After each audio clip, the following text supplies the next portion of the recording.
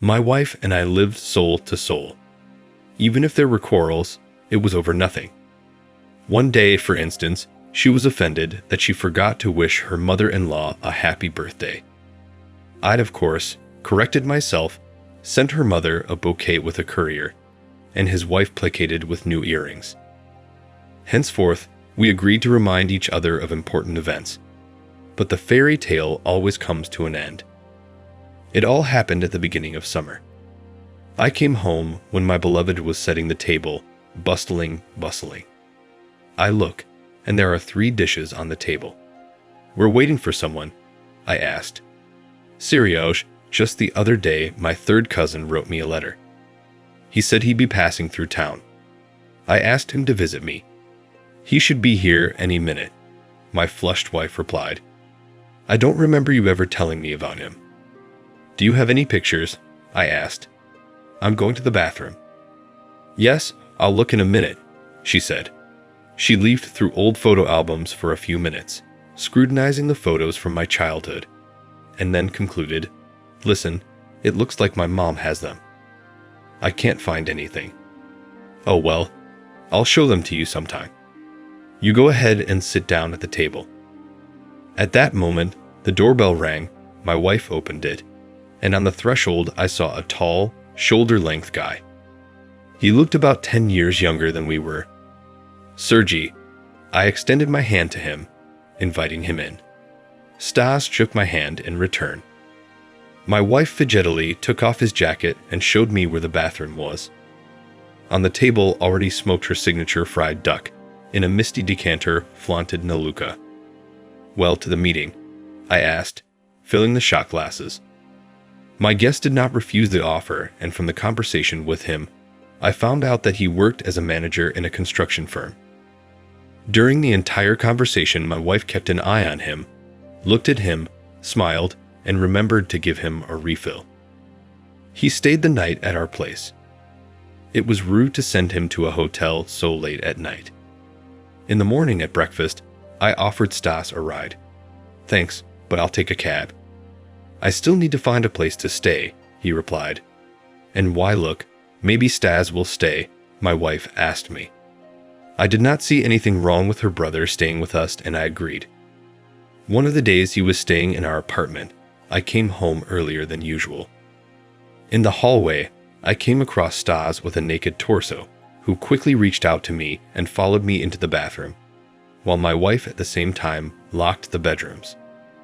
I knocked my sweetheart about it. "How can I come in?" "Yes, seriously, I just decided to change my clothes. I got a little dirty while cooking dinner," she answered.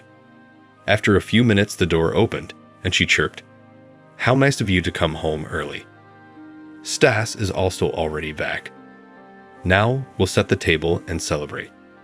"Do we have an occasion?" "Yes," she answered. "My brother bought a car. Look, it's right outside the window." I looked out the window and saw a brand new Kia Rio.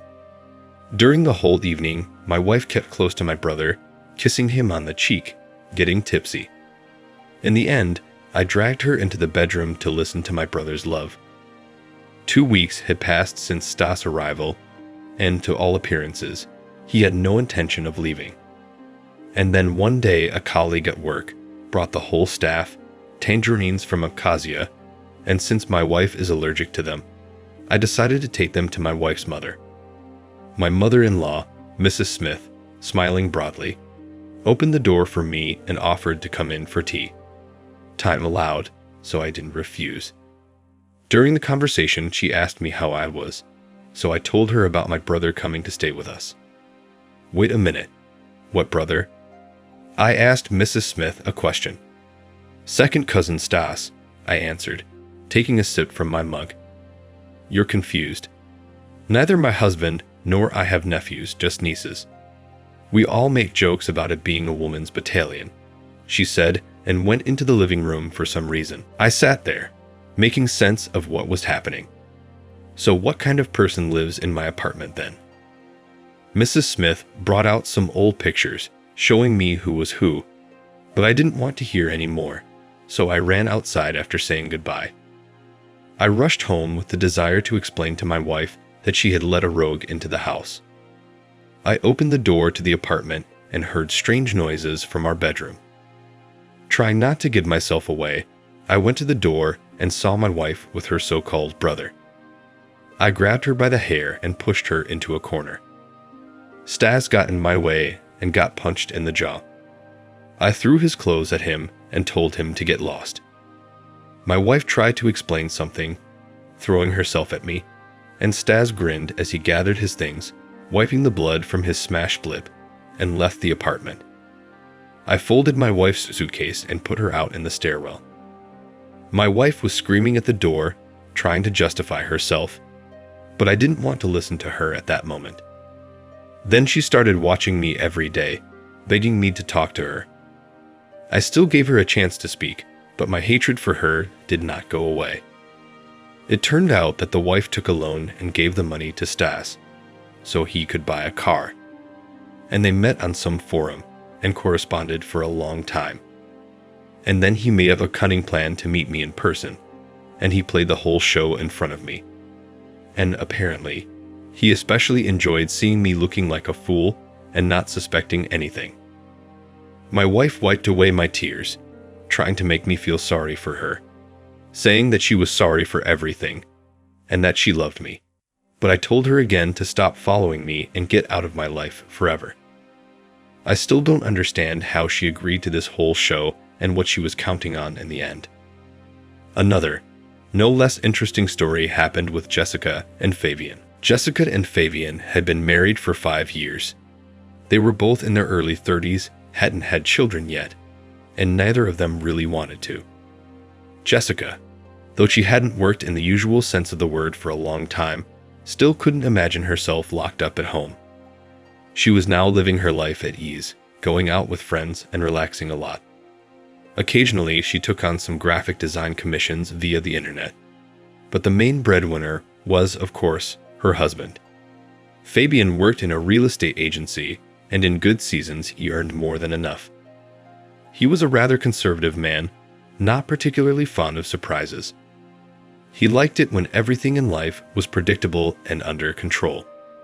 However, one day an incident happened to him that showed him the difference between just unexpected surprises and really bad ones. Fabian had a close friend whose name was Frederick. He saw his friend often, and at a certain point Fabian began to notice a change in his mood. He became very cheerful and smiling, and Fabian realized that he had found another love. Frederick had been married for a long time, but they had a complicated relationship with his wife. She was the daughter of wealthy parents, and it was very difficult for a friend to achieve her favor. His wife's influential parents had entrusted him with the management of a family business, and now he was living in complete luxury, enjoying a rich life. But he did not really love his wife, so he secretly dated girls who attracted him. He had been seeing his last mistress for a long time, but now he could clearly see that another adventure was upon him. He was very lively and pleased with himself. Fabian had never been interested in who he was dating, and Frederick himself always hid from his friend and his wife as a precaution.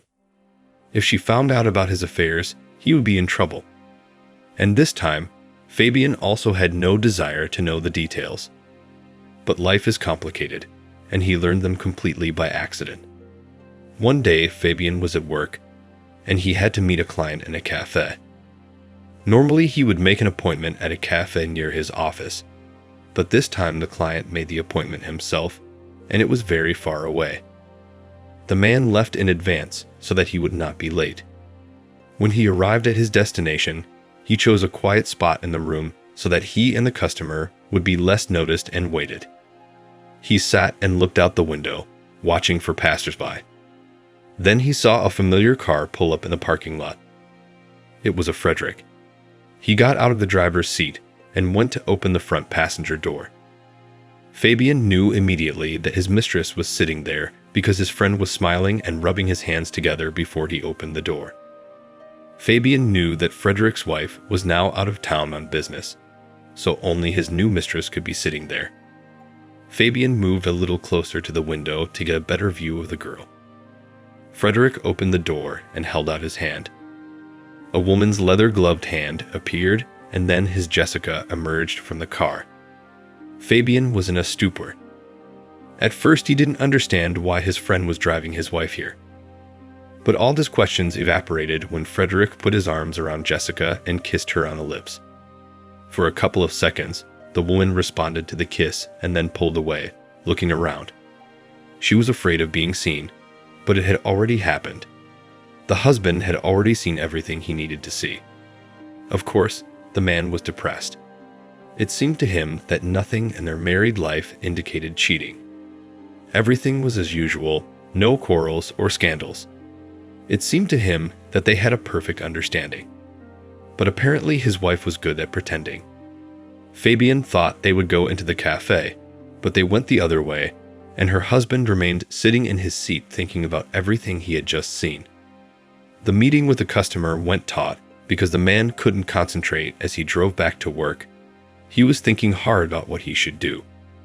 He bought hidden cameras, installed them in his bedroom and living room in his home so that no outsiders could see.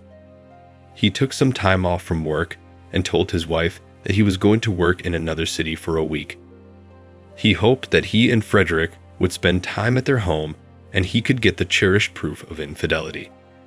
His wife reacted positively to the news of his spouse's departure, and he was encouraged by it. He hoped his plan would succeed. On the appointed day, he left home with a suitcase.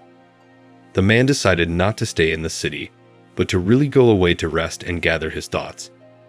He went to the recreation center to spend time to his advantage.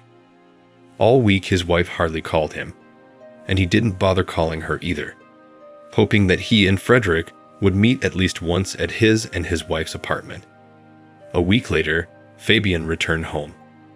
Jessica was in great spirits. Apparently, she too was having a good time with her own body, and Frederick was helping her do it. Fabian waited until he was alone and began to watch the camera footage. The man's instincts were right. Frederick did come to their house, and more than once. The husband did not look through the whole recording, he just reviewed some of it. On the whole, it was clear from the footage. The man was gloating. He needed evidence to pay back his former best friend and his unfaithful wife. Fabian was acquainted with Frederick's wife's father and herself. They had consulted with him a couple of times about commercial real estate. He still had contacts, so Fabian sent a copy of the camera footage to both his father-in-law Misha and his wife. He also left a copy for himself to give to Jessica. The scandal broke out the next day. The wife's phone rang. She saw the incoming number and visibly tensed up. She didn't feel comfortable talking to this caller in front of her husband, but curiosity overcame and she answered. She was silent for a couple of minutes, and then she turned pale and looked at her husband. At that moment, Fabian realized that it was definitely Frederick who had called, and who had told her that her husband knew about their affair. The woman hung up, not taking her eyes off Fabian. He, in turn, was wildly ecstatic that he could finally knock his unflappable cheating wife out of her equilibrium. Jessica began to sob. She tried to pin the blame on Frederick. She said that he forced her to sleep with him, that he was a tough, cunning man. She said all this very convincingly, and Fabian might even have believed it. After all, she was crying and looking at him very sincerely. But the woman was unaware of one very important detail of the whole situation. Blaming her fault on his friend, she had no idea that her husband had seen them together, and she was not like she was forced to be around him. Fabian told her this, and she immediately had a change of heart. It was immediately clear from her running eyes that she was trying to come up with a new version of what was going on, but nothing came to mind, and she just kept sobbing in frustration. Then Fabian began to call Frederick. The man answered the phone, but didn't listen. He simply asked where such a despicable man got the conscience to try to explain his horrible act. Frederick could answer nothing. Further events unfolded as usual. Frederick began to have real problems with his wife and her in-laws, and consequently with his permanent job. After the revelation of his act, she threw him out of the house with only a suitcase. He came to his wife for days and rolled at her feet so she forgave him, but the woman was adamant. Jessica's cheating husband did not kick her out so harshly at first, but he made it clear to her to look for a place of her own at short notice. Fabian was not going to give her a penny. Jessica cried and begged her husband's forgiveness all the time. She said it wouldn't happen again, kept saying it wasn't her fault, and that the whole situation was Frederick's fault. Another round of lies was the last straw. Fabian's patience was not iron, and here he had already thrown her out on the street by force. The couple divorced. Jessica moved into a rented apartment, and Fabian no longer cared about her fate. It seems that at first she was going to go to her mother, but then the two singles met, and Frederick began to live with Jessica. Thus, another personal hell began for the woman. She could no longer go about her life with the same ease. She had to work for two, because Frederick turned out to be quite a gigolo. At first he decided to just take a break after the turmoil. But when he started to look for a job, he realized that his ex-wife's family had helped him out. According to mutual acquaintances, the newfound roommates had a long argument and eventually separated. Both were exhausted and resentful of the way their lives were going. And in this Fabian saw the ultimate justice. So that's the story. Share in the comments what you think of this situation and the behavior of the characters.